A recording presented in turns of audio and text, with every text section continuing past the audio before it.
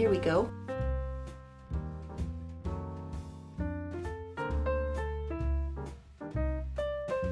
Yeah. Wow.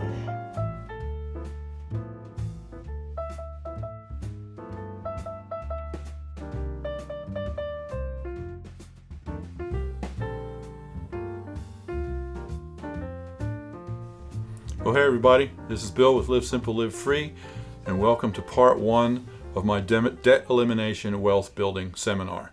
You know, we talk a lot on our channel about being debt-free and how great it is and how important it is, but we've never really talked about how to do that. So that's what this seminar is going to do. Now, I have taught this seminar in many churches over the years, and it's amazing how well this works to actually get you out of debt very quickly. So you need to do just a couple things to prepare for this part one. You need a list of your debts. Basically, just pause the video and go and make this list ahead of time. Just list the name, the balance, and the monthly payment. That's all you need as you go into this seminar, because you will be using that to plug your numbers into this system to see how quickly you can get out of debt.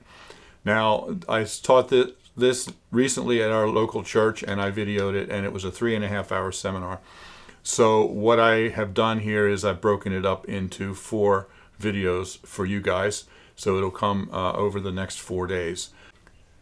Now, the first 3 parts are basically just a secular financial debt elimination seminar, and then part 4 we look at what I call the biblical perspective on debt. And we'll look at the Bible to see what that says about money, about finances, and specifically about debt. So here you go, part 1 of debt elimination and wealth building.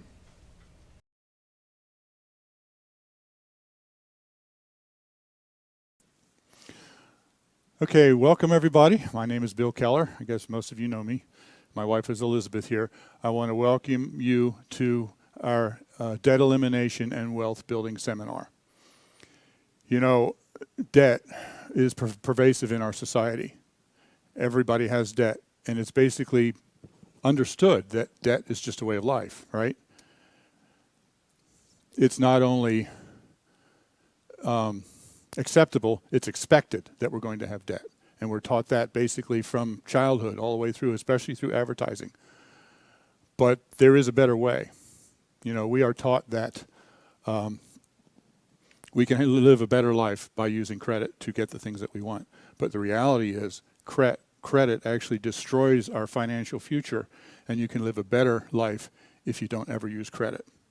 So what we're going to talk about here is how to get out of debt, and then how to use the money that you're spending right now on debt payments to begin to invest for a solid future. And let me tell you just a little bit about how we got into this. For about the first 10 years or so of our marriage, we didn't have any credit cards. We didn't have any debt. We didn't believe in it.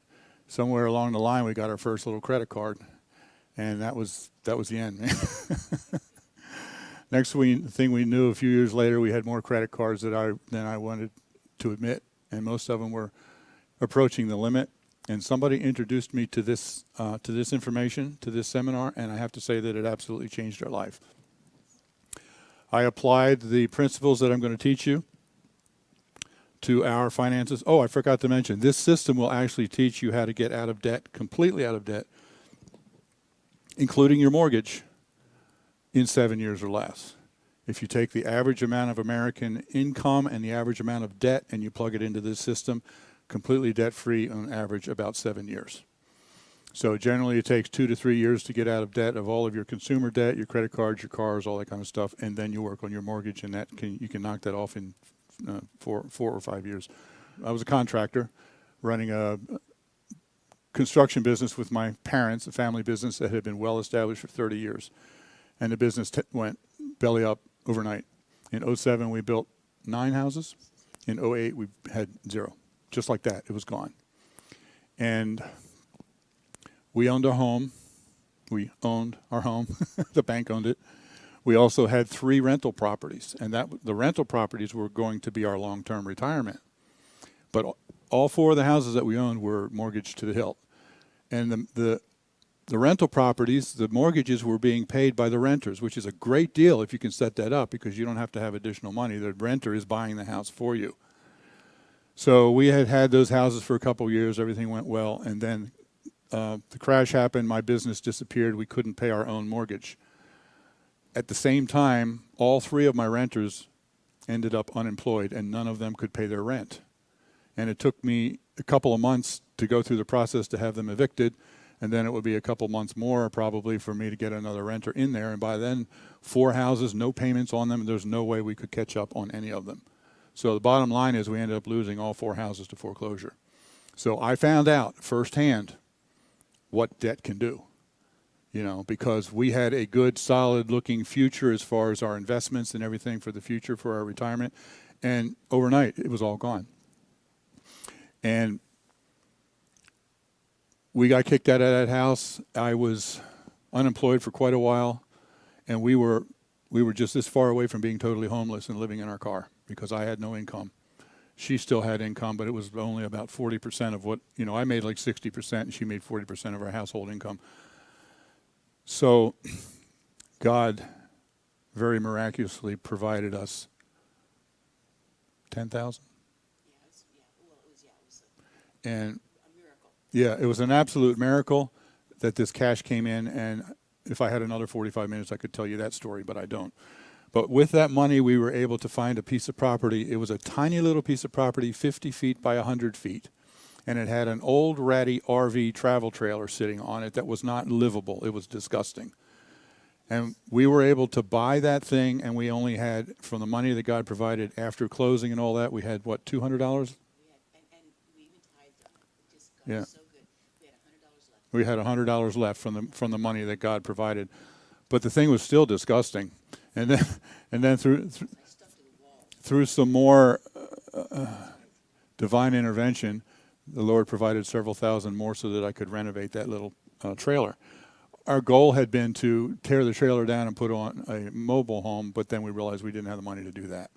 So I renovated that little trailer, and I have pictures of it here. 32-foot travel trailer, 250 square feet. We moved into it after I renovated, and we lived in it for 5 years. So when we first started our YouTube channel, we were also preppers, so it was called Tiny House Prepper was the name of our channel. And we lived in that house for 5 years.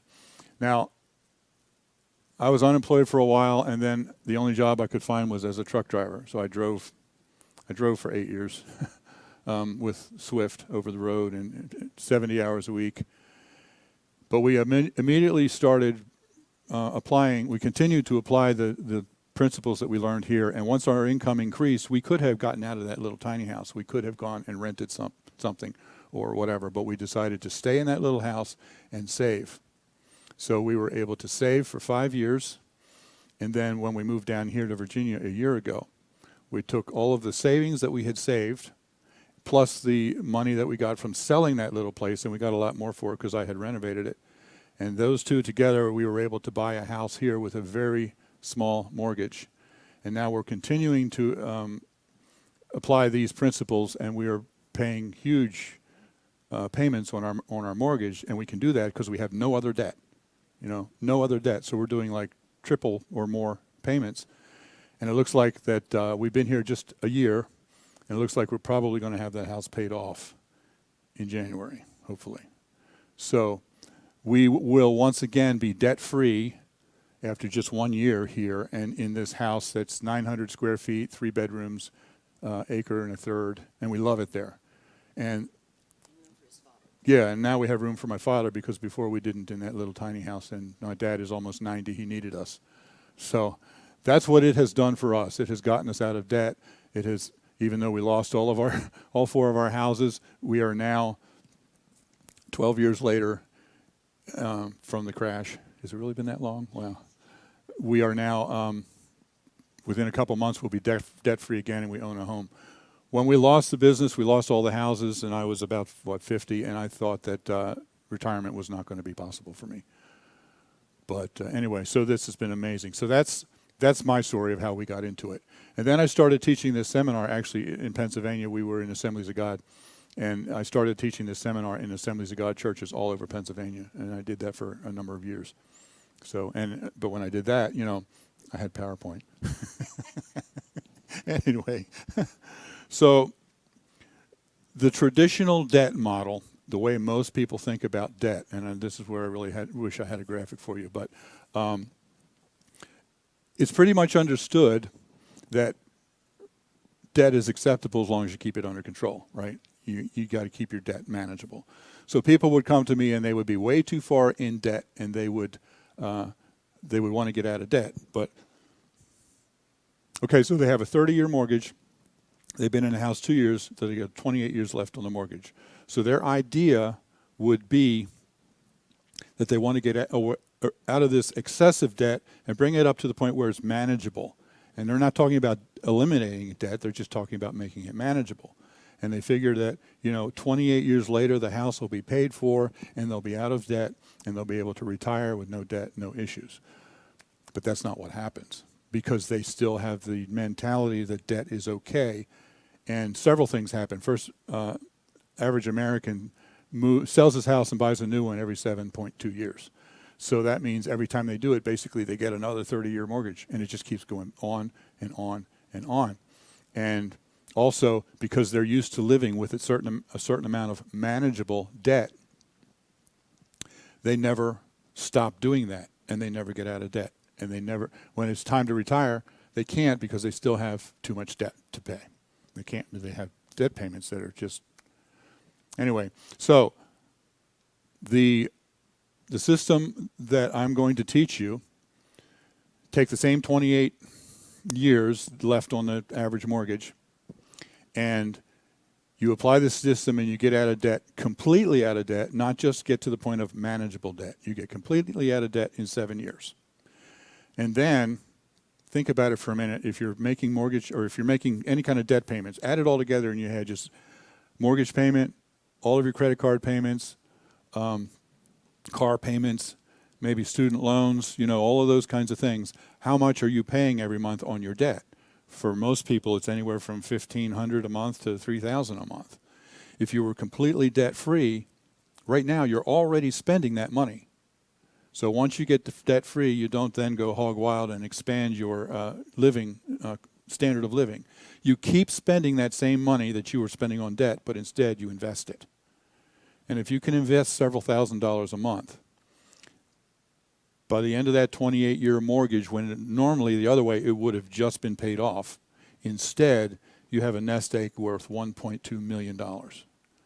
And that's using the exact same paycheck that you're using right now, just using it in a different way, using it in a more efficient way to get out of debt as fast as you can, and then use the money that you were using for debt payments to invest instead.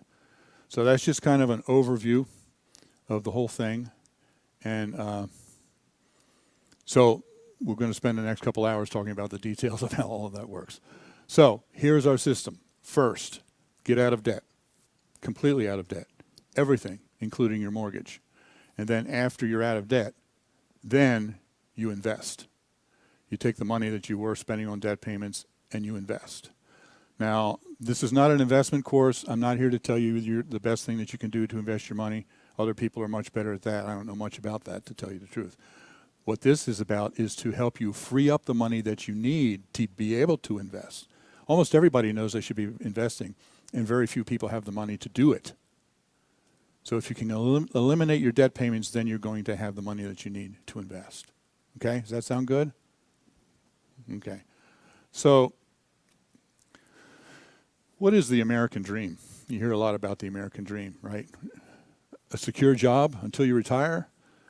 My grandfather lived in Baltimore, and he worked at Bethlehem Steel as they call it up there. And he worked there for about 45 years, and then he retired with a nice pension, and by then he had his house paid for a long time ago. He was able to retire in a house that he owned with a good pension, and he was secure for the rest of his life. That just doesn't happen anymore. So a secure job until you retire, that's not really part of the American dream anymore. Own your own home. Everybody either owns their own home or they're renting and they want to own their own home. But do you really own your own home? The bank owns your own home. Find out, miss a couple of payments and find out who really owns it. And like I said a minute ago, the average American moves, sells a house, and buys a new one every 7.2 years. And most of the time they upgrade. They get a bigger house, it costs more. I mean, that would be okay if you would take the equity from your house and buy another house of similar value so you get a smaller mortgage and a 20-year mortgage instead of a 30-year mortgage. But nobody does that. They take the equity that they have, put it on a bigger down payment so they can buy a bigger house and they get another 30-year mortgage. Every 7 years, they move their 30-year mortgage along like this until you get to the end. You never own your house. In fact, only 2% of us own our homes outright. 2%. 98% of Americans have mortgages on their homes. My other grandfather got married in the 20s, and he was a very frugal person, and he had saved a lot of money, and he had $6,000, which was a lot in the 20s. He was able to buy a home for $6,000. He had the cash to buy it. But he didn't have any furniture. And so he made the choice to hold back $500, get a $500 mortgage, and he put $5,500 down, got a $500 mortgage so he could completely furnish the house. A couple years later, the crash happened, the 29, where they went into the Great Depression. He ended up losing that house because of less than $500 that he couldn't pay back. And so if the bank owns any part of your home, you're in danger. Because you never know what, a lot of people are worried about losing their job or downsizing or this or that or the other thing. I wasn't worried about that. I owned my own business. I was good to go. I had no idea that the economy would crash and my business would disappear overnight.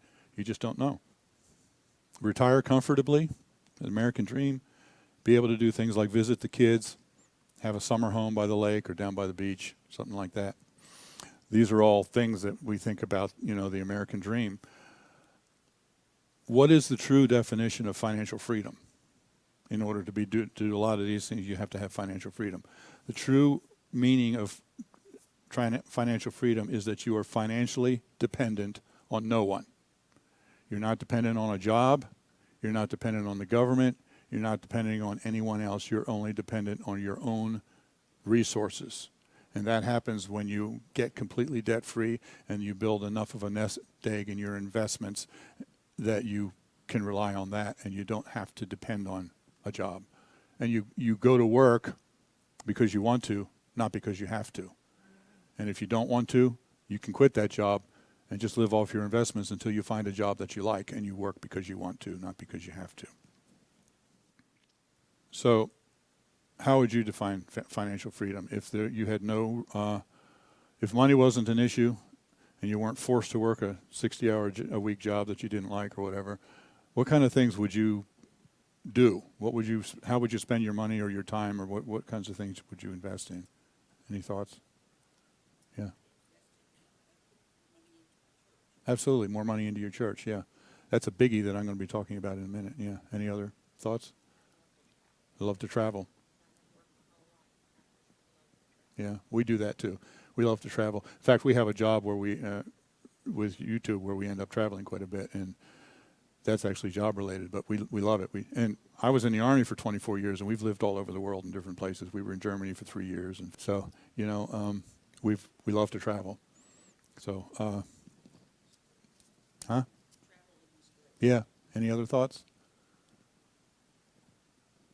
Okay. Well, are these things possible right now?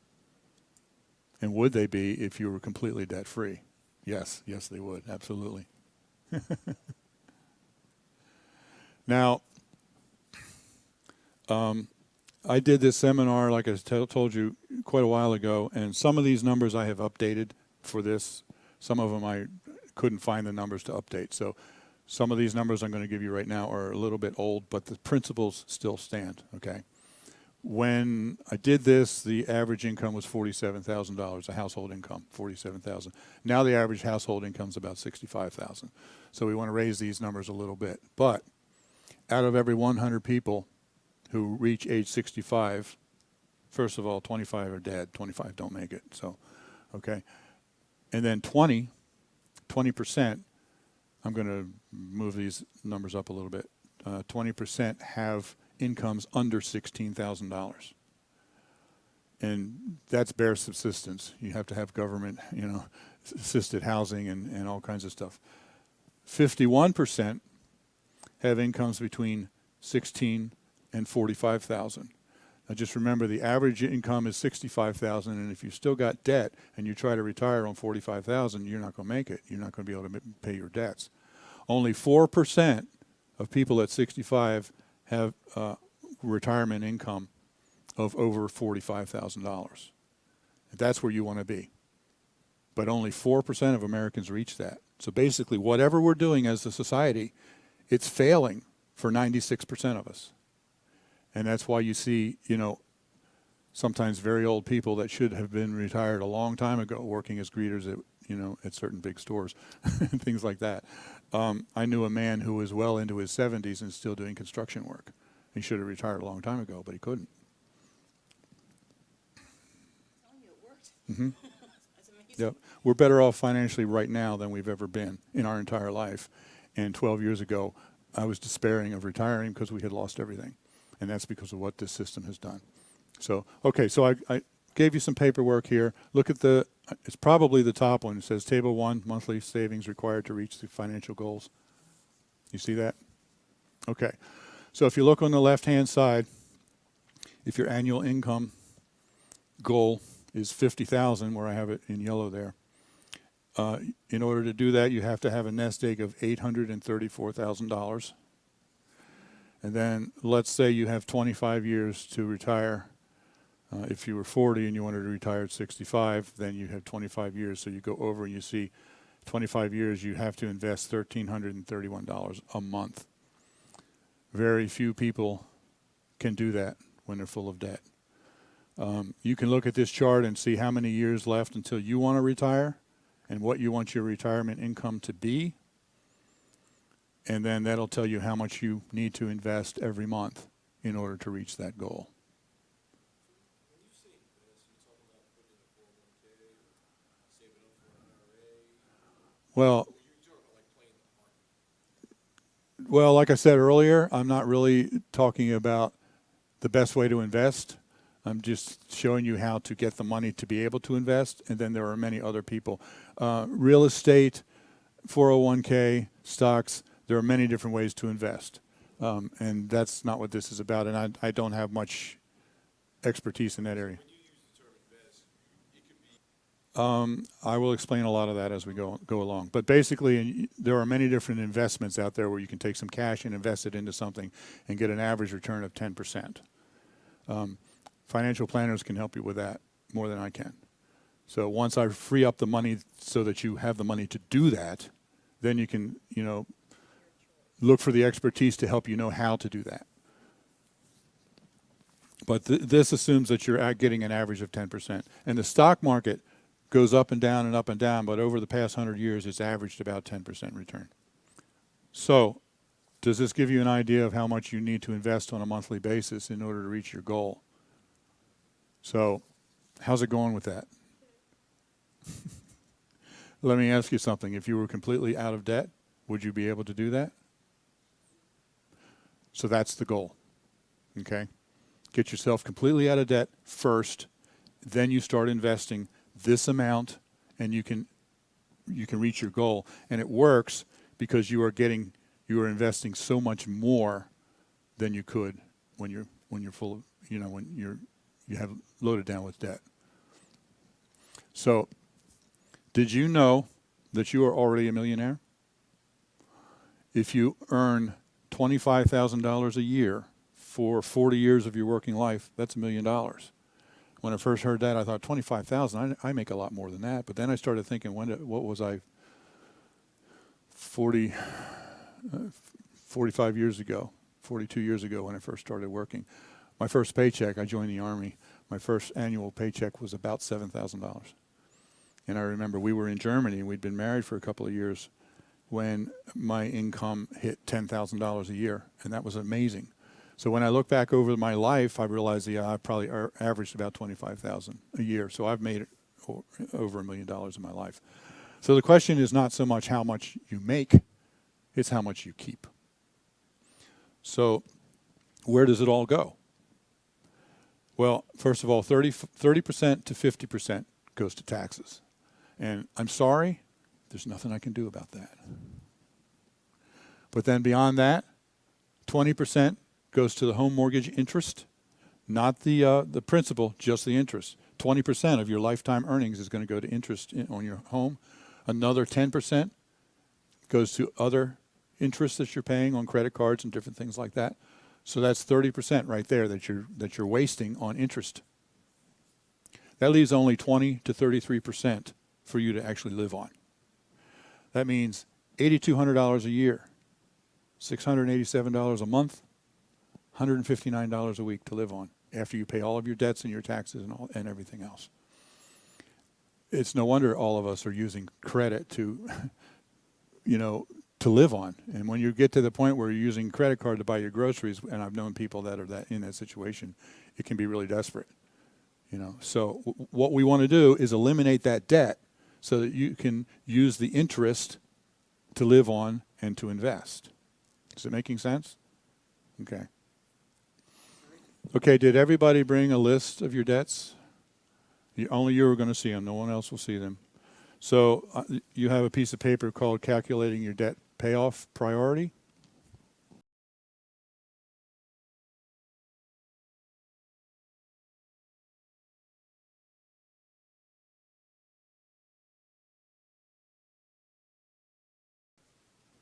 Now what I want you to do is write in the first three columns: the name of the debt, the total of the balance, and the monthly payment. And the interest is really, believe it or not, irrelevant for this. So just go ahead and write that in, and then total up columns 2 and 3 when you're done. I'll give you a couple minutes to do that. When I'm talking debts, I'm talking about things that can be paid off, not monthly expenses. Utilities, insurance, cell phone, all of that kind of stuff is an ongoing monthly expense. You can never pay them off. So just things that can be paid off and then disappear.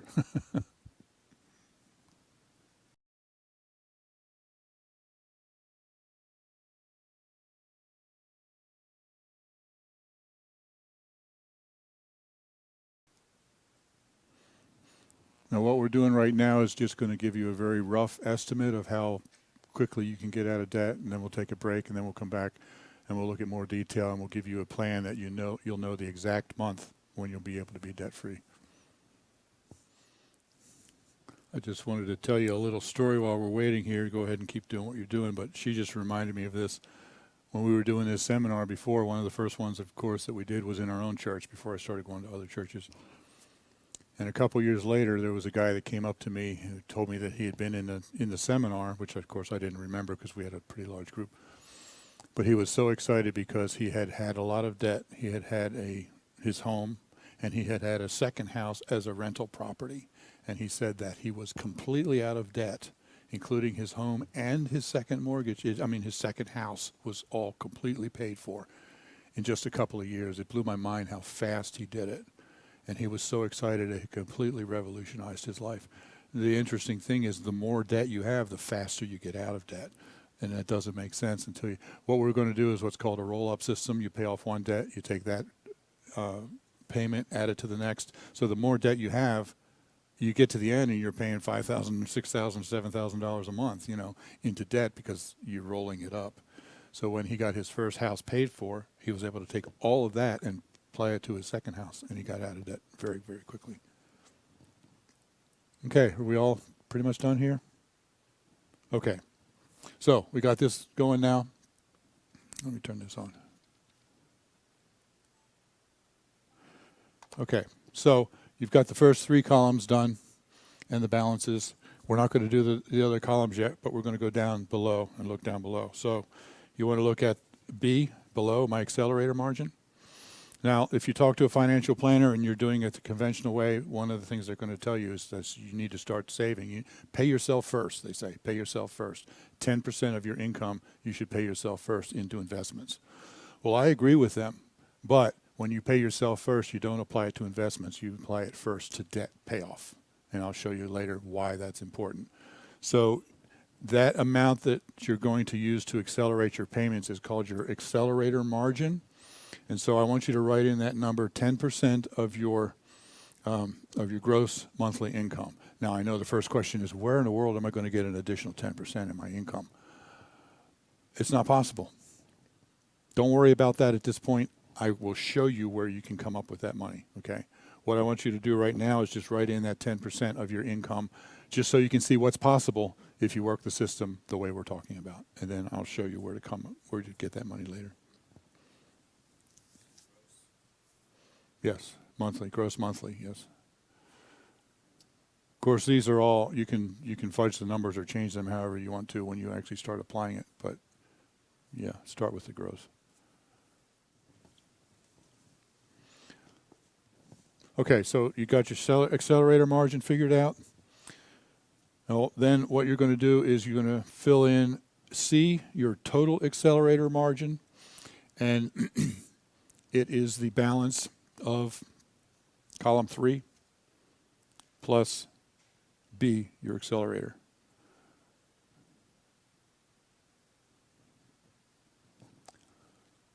Does that make sense? So that is, well, if you look at your monthly payment column 3, that is the amount that you're paying right now. Then if you look at C, the monthly accelerated payment amount, that's the new amount that you're going to be paying on your debts every month. Okay. So now we want to take a rough estimate, like I said, of how quickly you can get out of debt. So you're going to look at, go ahead to the next slide, Cole. When will I be debt free? And you have one of these that I passed out to you. And over on the left hand side, like I said, this is a very rough estimate. You just pick the closest number. Your total amount of debt on the left, and then you go over until you find the closest number to C, your total accelerated amount. And then you just go up and it to the top, and it'll tell you how many years it'll take.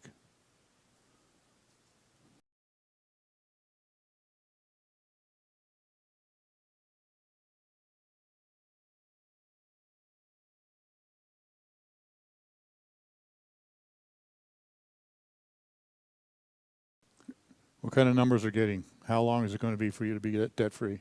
4 years? Wow. 4 years? That's amazing. It's usually 7 is the average. 8, okay. That's still good. That's still right there within the average, yeah. So 4 years, 8 years. Could you have imagined that before you walked in here, that you could be out of debt that fast?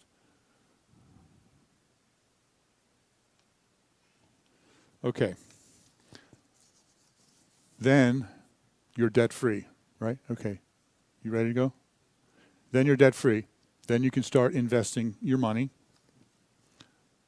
So go to the next one, Cole. Wealth Building Financial Freedom Calculator. I think I gave you that too. So this will show you how much you will be worth if you invest. There it is. So the monthly investment amount on the left is your accelerated debt payoff from letter C on that first form, because that's how much you were paying on your debts. Now that you're debt free, you continue to spend that same amount. So you find the closest number that you can on the left, and then you go over and you say whether you got 5 years left or 20 years left till you retire, whatever, and that'll tell you what your net worth will be. Well, even though you're already retired, you're better off no matter what, getting out of debt and investing. So, yeah. Right. So, what do you think? Do you like the results? Yeah. Before you walked in here, did you ever think that kind of thing would be possible? Okay, so we're going to take a short break, and then we're going to go back to the calculating your debt payoff, and we will finish that column, and we will work out a plan for you so that you will know exactly to the month when you'll be able to be completely debt-free. Okay? So we got coffee and different things back there. Just like a 10-minute break. We don't want to take too long because we don't want to go into the afternoon. So that is the conclusion of part 1 of the seminar. And basically it has just given you a very quick, rough estimate of how soon you can be out of debt. Now, if you had trouble reading the numbers on those charts in the seminar here, don't worry, because in part 2, tomorrow, we will look at a lot more detail and you will be able to know exactly to the month when you will be debt free. So I hope you will continue on and look at part 2 tomorrow.